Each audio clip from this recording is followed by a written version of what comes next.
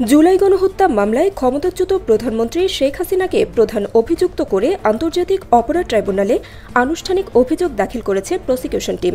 এর মধ্যে দিয়ে জুলাই গণহত্যার বিচার শুরু হলো। চিফ প্রসিকিউটর তাজুল ইসলাম রোববার দুপুর 12টার পর ট্রাইব্যুনালে অভিযোগ দাখিল করেন। এ বিষয়ে শুনানি সরাসরি সম্প্রচার করা হয় বাংলাদেশ টেলিভিশনে।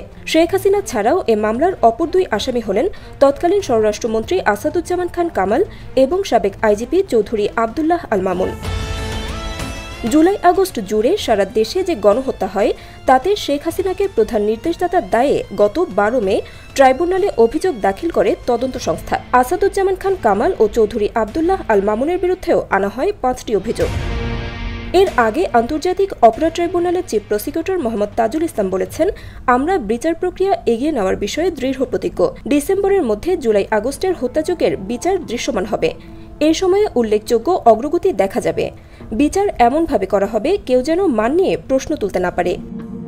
শেখ হাসিনাকে গুম ও আয়নাঘরের নিউক্লিয়াস উল্লেখ করে তিনি আরও বলেন, বিচারের কাজ পুরোদমে এগোচ্ছে, তবে তদন্ত শেষ করতে যুক্তিসঙ্গত সময় লাগবে।